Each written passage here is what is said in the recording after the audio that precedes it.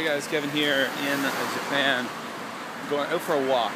My whole family's in bed right now, so it's before 10, but it's a beautiful night out. There's a big new moon up there. I'm using the internal camera on my 4S, so it's not HD. It's pretty grainy. But yeah, so I was watching some videos today on YouTube.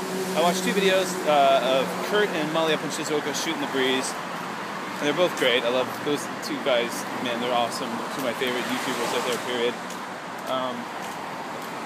And they made a video where they talked about, on Kurt's channel on YouTube Illustrating, where they talked about like kindness in Japan and how people often tend to try to do the right thing. You know, you lose money, you drop money somewhere, people pick it up and bring it to a police box, like a police station, or bring it to the lost and found at a train station, things like that. Whereas in America or Canada, people would probably just pocket it. And it just reminds me, I've had experiences like that in Japan where people have done these remarkably kind things, but not just in Japan. In Korea, I spent 5+ years living in South Korea, and on more than one occasion, I was blown away by acts of kindness by people. For example, I mean, just even like the safety level, how honest people are. Like, you could sit in a Starbucks in Korea, and often the public washrooms weren't in the actual Starbucks or in the restaurants often, but there'd be like a shared public washroom in the lobby of the building. So if you wanted to go to the washroom, you'd actually have to leave and go around the corner and go to the main lobby. And you could leave your laptop on the table in the coffee shop and your cell phone and stuff, and no one would ever steal it. No one would. No one would think to do something like that. By the way, there's a new moon up there. Oh, I showed you that already, didn't I? Getting old. But yeah, so I had a phone in South Korea, a cell phone I had my last few years. It was a really good cell phone. It was an LG cell phone, and it was quite expensive actually. And I called it my boomerang phone because I lost it on several occasions, and it always came back to me. One time, I don't even know where the hell I was. I was somewhere in Seoul taking a bus, and it fell out of my pocket in my shorts into the bus. And like 2 days later, one of my coworkers, I worked at a big adult language school called Pagoda. One of my coworkers comes in and says, I got a call from so-and-so, some man, I don't know, some Korean man. He has your phone, he's in Ilsan. And I'd lived in Ilsan for a couple of years before I lived in Seoul. I guess what had happened was, phone fell out of my pocket on the bus. Someone found it, someone who lived in Ilsan. They picked it up, they went back home to Ilsan. They looked at my phone, they opened it up, and they could clearly see by the pictures in it or the stuff and the operating system was all in English, set to English, that it was owned by a foreigner. So the person who found it gave it to their friend who spoke English well, because they figured they'd contact a foreigner.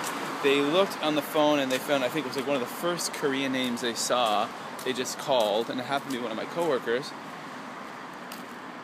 And we made the arrangement for me to get the phone back.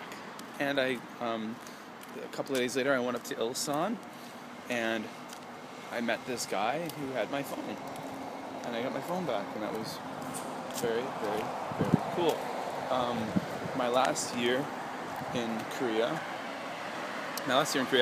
I lived in Busan, and my wife and I were out somewhere for the night, and we were coming back home, and it wasn't that late.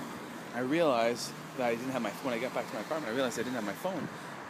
So I figured I must have left it in the taxi. We'd just got a taxi back from wherever we were. So we go to the security guard in the lobby of the building, and we get him to call the taxi company. And I guess their dispatcher made a call out, and they checked the car, and the guy found my phone. And 30 minutes later, the taxi driver came back with my phone. Didn't ask me for anything. I gave him some money. I actually gave him like a $10 tip. Oh, just $10. Like, thank you so much for bringing back my phone. Also, he tried to refuse it. Cool, huh? So that's, I don't think it's just a Korean thing, but I think it's maybe, a Japanese thing, but it's definitely a Korean thing too. People doing very kind things like that. Yeah, had a cute incident a few weeks ago. About a month ago, I was in a local playground with my class in Osaka playing, And they all got excited because they found, one of the boys found 50 yen on the ground. Now 50 yen is worth about 50 cents Canadian or American.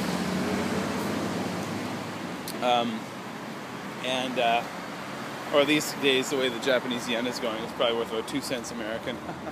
So I said to them all, okay, got the class together. I said to my student, you found this 50 yen. What do you think we should do? He says, let's go to the police station. So we all went to the police station, and it was really cute. He had the 50 yen, and they took his information and stuff, and his contact information. And they said, okay, then they put the 50 yen, the 50 cents in a plastic bag. And I said that if no one comes and claims the 50 cents in the next 6 months, it's his. Awesome. So, I mean, yeah, there you go. People do good things in Japan and Korea, and people do good things in other places too, you know. People do great things in Canada and America and other places as well, but it just seems like, for example, here, if someone found, in Canada, if someone found $100 on the ground, they'd be like, wow, sweet, nice, I just got $100, score. Whereas in Japan, a lot of people would say, uh-oh, I better bring this to the police station, or I better bring it to the lost and found at the train station. Alright guys, Kevin here in Japan. I'll go and enjoy the rest of my walk now, listen to some podcasts, and go back home and sleep. Take care. It's getting dark. I'm very upload happy today.